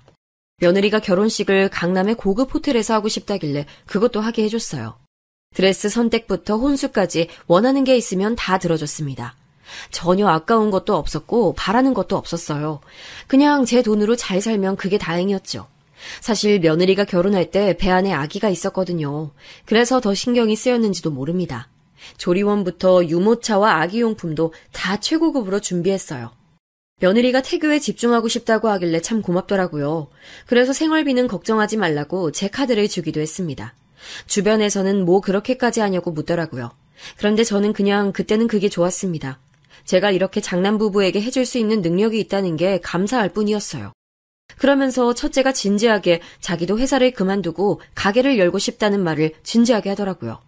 이 말을 듣고는 아내와 긴 얘기를 나눴습니다. 저도 장사를 해본 적이 있고 그게 잘 될 때도 있었지만 망해서 아이들을 다른 집에 맡기기도 했잖아요. 그래서 사실 우리 아들들은 그냥 평범하게 직장 생활을 하길 바랐습니다. 물론 둘째는 제 밑에서 정비 일을 배우고 있었지만요. 그런데 그 이상한 부채감도 있고 또 자식 이기는 부모 없다고 하죠. 이제 손주도 생겼고 장남도 부모가 되어보면 책임감이 생긴다고 생각했습니다. 그래서 집 옆에 편의점을 하나 열어줬어요. 아니 뭘 그렇게까지 해줘. 그럼 그동안 직장 다니면서 적금은 안 했대? 내가 누나 집에 걔를 맡겼던 게 너무 미안해서 그래. 아직도 종종 생각나. 그게 너무 미친 듯이 미안해서 이렇게라도 지원해주고 싶어. 아유, 그 시절엔 다 그렇게 살았어. 넌 할 만큼 했어. 이 사실을 알고 누나는 제게 핀잔을 주기도 했어요. 하지만 저는 아랑곳하지 않았습니다. 그리고 손주가 태어나니 자식과는 또 다른 기쁨이더라고요. 한없이 예쁘고 사랑스러웠습니다. 하필 손주가 성별이 여자였어요. 제가 딸이 없으니 손녀를 보고는 너무 예뻐서 어쩔 줄을 몰랐죠. 좋다는 육아용품부터 아이에 대한 교육 관련 비용을 다 대줬습니다. 며느리가 손녀를 영어 유치원에 보내고 싶다길래 그 돈도 다 제가 내줬어요. 저는 영어 유치원이 그렇게 비싼 줄 그때 알게 됐습니다. 그러다 사건이 하나 터졌어요. 둘째도 결혼한다고 며느리를 데려왔거든요. 둘째 며느리는 직업이 간호사였고 안정적인 직장을 다녔습니다. 그래서 제가 참 마음에 들어 했어요. 그래도 차별하면 안 되니까 첫째 며느리에게 했던 걸 진짜 똑같이 해줬습니다. 그런데 다른 점이 있다면 둘째 며느리는 고마워할 줄 안다는 거였어요. 사실 첫째 며느리는 제가 아무리 그렇게 해줘도 고맙다는 말을 쉽게 하지 않았거든요. 때론 너무 당연하게 여기는 태도가 있기도 했죠. 아버님이 저번에 주신 아기용품이 별로 좋지 않더라고요. 요즘 더 새롭고 대단한 것도 많더라고요. 다음엔 저한테 먼저 물어보시면 좋을 것 같아요. 아, 그러니? 알겠다. 그래서 아내도 서운하다고 제게 말했습니다. 그럴 때마다 저는 있는 우리가 이해하자고 다독였어요. 첫째 며느리는 집안이 좋은 편이 아니고 매우 가난했거든요. 상대적으로 여유 있는 우리가 사돈보다 더 잘해주는 것은 당연하다며 서로를 위로했습니다. 서운하다고 며느리에게 시집살이를 시키거나 그런 사람은 전혀 아니라서 그냥 우리끼리 그렇게 얘기하고 끝냈습니다. 그런데 둘째 며느리는 제가 결혼식장 비용을 결제하고 또 드레스도 최고급으로 해주니까 고마워하는 게 눈에 보였어요. 아버님, 이렇게까지 안 해주셔도 좋아요. 저 좋자고 하는 결혼인데요. 아휴, 너무 감사하게 느껴요. 저는 복받은 사람이에요. 첫째 며느리는 저런 말 자체를 아예 안 했는데 둘째 며느리는 뭘 해줄 때마다 저런 말을 하니 그게 참 고마웠습니다. 둘째한테도 첫째처럼 고급 아파트를 신혼집으로 마련해줬어요. 그리고 지원은 똑같이 해줬습니다. 물론 둘째가 제 사업을 물려받을 예정이니 그 부분에선 첫째보다 더 교감이 많았어요. 그렇다고 제가 돈으로 차별한 것은 정말 하나도 없었습니다. 그러다 명절에 작게 소란이 일어났어요.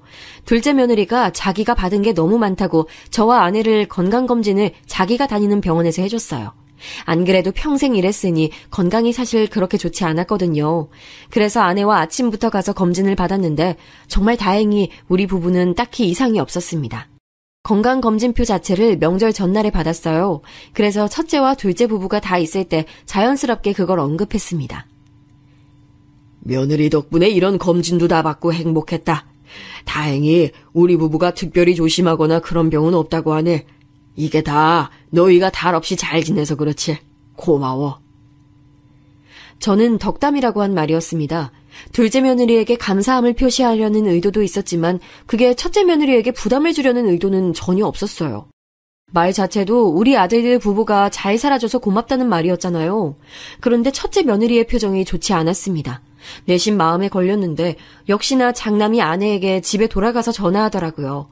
전화를 받은 아내에게 물어봤더니 첫째 며느리가 제 언행에 상처를 받았다고 하더래요.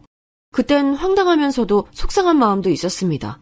저도 사람이니까 아무리 아낌없이 베푼다고 해도 해준 게 그렇게 많으니까요. 첫째와 며느리에게 싫은 소리를 했던 적이 없었는데 서운했습니다. 나도 너무 당황스럽다. 이게 그렇게 기분 상할 일인가? 난 아니라고 생각해. 여보, 우리 참을 만큼 많이 참았어. 이번엔 그냥 넘어가지 말자. 우리가 자선사업가는 아니잖아. 그래서 저도 따로 사과하진 않았어요. 충분히 할 수 있는 말이라고 생각했고 제 의도는 그게 아니었으니까요. 그리고 아무리 그래도 시부모님인데 며느리가 심하다고 생각했습니다. 그렇게 둘 다 서로 연락이 없는 채로 시간이 흐르게 됐어요. 어른을 봤으면 인사라도 하는 게 맞지 않니? 안녕하세요. 저도 당연히 기분이 좋지 않아서 다음 명절에 마주쳐서 한 소리를 했어요. 며느리는 이번에 강하게 나오는 우리를 보고 당황한 모습이었습니다. 본인도 기분이 상했는지 방에 들어가 나오지도 않더라고요. 그걸 본 둘째 며느리가 중간에서 중재하느라 진이 빠지는 게 보일 정도였어요. 그런 모습을 보고 저도 사람이니까 둘째 며느리가 당연히 더 예뻤어요. 어머님, 아버님, 저희 이제 가볼게요. 저번엔 죄송했어요. 아니다. 이제 안 그러면 되는 거지. 결국 집에 갈 때 먼저 첫째 며느리가 사과했는데 표정이 좋지 않았어요. 울며 겨자 먹기, 엎드려 절받기라는 걸 알면서도 어쩔 수 없었습니다. 아내나 저나 남에게 뭐라 하는 성격이 아니라 인사 안 했다고 뭐라 하고 심장이 쿵쾅거렸거든요. 우리 부부는 할 만큼 했다고 생각했습니다. 그런 명절 사건이 지나고 갈등도 서서히 풀리게 됐어요. 시간이 약이라고 하잖아요. 저 뒤로는 첫째 며느리도 예전처럼 막말하거나 예의 없는 행동이 줄어들었어요. 아내와 저는 진작 이럴 걸 후회했습니다. 그러는 와중 둘째는 정식으로 제 가게를 물려받았어요. 둘째에게 모든 걸 가르치고 나니 허한 마음도 들고 뿌듯하기도 했어요. 20살 이후부터 횟집이 망해서 잠시 집에만 있었던 기간을 제외하고 전 하루도 쉰 적이 없었습니다. 그래서 둘째가 가게를 물려받으니 집에 있는 게 힘들었어요. 대리운전이라도 할까 했는데 아내가 제발 일을 그만하라고 하도 그러니까 몰래 나가는 것도 고통이었죠. 그러던 어느 날 아내가 조심스럽게 얘기했습니다. 우리 다 같이 여행이나 가는 거 어때? 그동안 당신 일하는 게 너무 바빠서 제대로 가족여행 간 적도 없잖아. 이제 은퇴했으니 우리도 여생을 즐기자. 애들 데리고 더 늦기 전에 여행 가면 좋겠어. 아내의 말을 듣고 보니 진짜 제대로 아들들과 여행 간 적이 없더라고요. 사는 게 바쁘다는 핑계로 여행 한번 가지 못했었죠. 아내가 아이들을 데리고 종종 바람 쐬러 갔던 건 아는데 제가 간 적이 없었어요. 그래서 아들들 불러놓고 일정을 잡았습니다. 그런데 가족여행이 아이들이 어리면 그냥 가면 되는데 다들 직장이 있으니 일정 잡는 게 쉽지 않았어요. 특히 둘째는 본인 가게를 물려받은 지 얼마 되지 않았으니 이번 여행에선 빠진다고 하더라고요. 막내도 취업 준비가 바빠 면접 일정이 계속 있다고 빠지겠다고 했습니다. 결국 되는 게 장남 부부밖에 없었어요. 그래서 저와 아내 그리고 장남 부부가 같이 섬으로 여행을 갔습니다. 아내는 이왕 가는 거 가서 재밌게 놀고 첫째 부부가 서운한 게 있다면 그것도 풀고 오자고 하더라고요. 저도 동의했죠. 그래서 즐겁게 여행 준비를 했습니다. 그런데 여행 전날 밤 아내가 갑작스럽게 다리를 다쳤어요. 계단에서 굴렀는데 다른 곳은 다 괜찮았지만 발목이 심하게 다쳐서 걷질 못하더라고요. 결국 아내는 여행을 함께 가지 못하게 됐습니다. 그래서 결국 가는 인원이 장남네 부부와 손녀 그리고 저 이렇게 가게 됐어요. 아버님은 가실 수 있잖아요. 그래도 가셔야죠.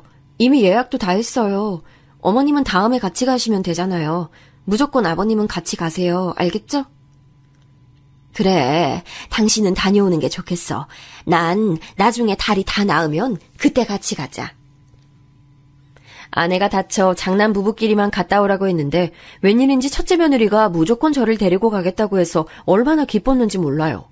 이번 기회에 가서 서로 혹시 앙금이 있으면 확실히 없애자 생각했습니다.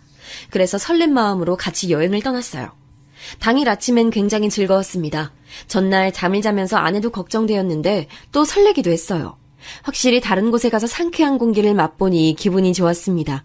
여행을 다녀오고 아내에게 있었던 일을 다 말해주고 원래 계획했던 것처럼 지방에 가서 조용하게 둘이 여생을 보내자고 다짐도 했죠. 그렇게 손녀와 장남부부와 남해에 있는 섬으로 여행을 갔어요. 장남이 섭외했다고 하는 선장님을 만나 배를 타고 이동했어요. 근데 분명 멀미약을 먹었는데도 정신이 혼미하더라고요. 배를 타고 굽이굽이 얼마나 많이 들어갔는지 몰라요. 도착했더니 거의 무인도였습니다. 사람도 없고 한적하니 참 기분이 좋더라고요. 그렇게 완전히 밤이 되기 직전이었습니다. 혼자 파도를 보며 생각에 잠겨있다 보니 시간이 많이 지나더라고요. 그래서 장남 부부에게 뭐라도 먹지 않겠냐고 물으려고 자리에서 일어났는데 그때였어요. 어르신, 저랑 무조건 도망치셔야 돼요. 지금이요. 지금 아니면 밤이 어두워서 그땐 탈출하기 힘들어요. 저랑 가세요. 갑자기 선장이 제 팔을 잡고 배로 끌고 갔어요. 영문을 몰라 당황하며 무슨 일이냐고 물었는데 일단 빨리 배에 타란 말을 하더라고요. 그렇게 얼떨결에 배에 탔는데 선장이 진지하게 속삭였습니다. 어르신, 제가 사실은 배를 정비하다 대화를 엿들었어요. 어르신 명의 앞으로 집이 좀 많으세요? 선생님 여기에 버려두고 죽은 척 사망 신고하고 유산 상속 얘기하던데 친아들 맞아요? 며느리도 신나서 보험 서류를 얘기하더라고요. 저는 선장의 말에 너무 충격을 받았습니다. 여행 온 줄 알았는데 그게 사실은 저를 섬에 버리고 갈 계획이었다니요. 배신감에 휩싸였는데 그래도 차원 보는 선장보다 아들 부부를 믿고 싶은 마음이 컸습니다. 그래서 일단 알겠다 대답하고 저를 말리는 선장도 뿌리치고 아들 부부에게 향했어요. 그런데 선장의 말은 진실이었습니다. 아니, 그러니까 그냥 여기다 두고 가면 어차피 누가 알아. 사망 신고하면 그만이지. 실종됐다고 하고 나머지는 일단 가서 알아보자. 그렇긴 하지? 아, 그럼 선장한테 내일 아침에 빨리 떠나자고 해야겠네. 아, 선장은 어디 간 거야? 장남과 첫째 며느린 진짜 저를 버릴 계획이었습니다. 그걸 듣고 저는 눈물이 나오기 시작했어요. 그래서 선장을 따라 다시 육지로 오는 내내 오열했습니다.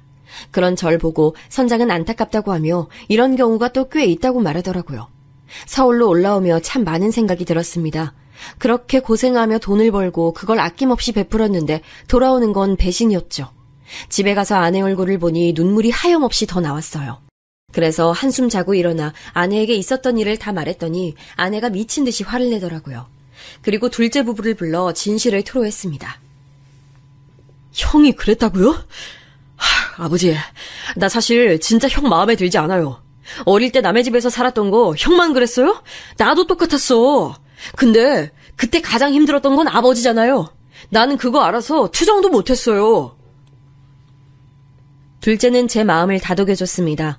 그 뒤론 저도 정신이 똑바로 들었어요. 마침 큰누나에게 연락이 와서 있었던 일을 다 털어놓았더니 큰누나도 대신 화를 내줬습니다. 그 시절에 힘들지 않은 사람이 누가 있냐며 제 편을 들어주더라고요. 배신감에 저는 병원도 다니고 힘든 시기를 보냈어요. 장남 부부는 어떻게 섬에서 나왔는지 우리 집으로 와서 무릎을 꿇고 빌기 시작했습니다.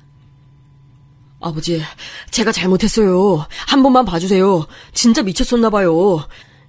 아버지가 둘째한테 가게 물려주고 그랬던 게 질투가 났어요. 아버님, 저희가 죄송해요. 진짜 죄송해요. 저희 실제로 그럴 생각은 전혀 없었어요. 정말이에요. 아무리 그렇게 두 명이 빌어도 제 마음은 바뀌지 않았어요. 그래서 어차피 제 명의였던 장남 아파트와 편의점도 다 처분했습니다. 그렇게 예쁘던 손녀도 더 애정이 생기지 않더라고요. 그래서 지원도 죄다 끊었어요. 그 뒤론 모든 재산을 둘째와 막내에게 주고 아내와 시골로 돌아왔습니다. 지금은 그래서 여생을 평화롭게 보내고 있어요. 제 인생의 마지막 은인은 바로 그 선장입니다. 너무 감사해서 따로 보답도 크게 했어요. 아니라고 자기는 할 도리를 한 거라며 거절하는데 저한텐 은인이었죠. 그래서 억지로 돈 봉투를 주고 떠났어요. 여러분, 제 사연은 여기까지입니다. 지금은 장남 부부와 아예 연락을 끊어서 어떻게 사는지도 몰라요. 생일이나 명절 때도 둘째 부부와 막내하고만 연락하고 있습니다. 둘째는 형이 괘씸하다고 하더라고요. 아마 앞으로 우리 가족과 장남 부부가 만날 일은 전혀 없을 것 같아요. 아내와 저는 이렇게 평화롭게 남은 생을 살려고 합니다. 들어주셔서 감사합니다.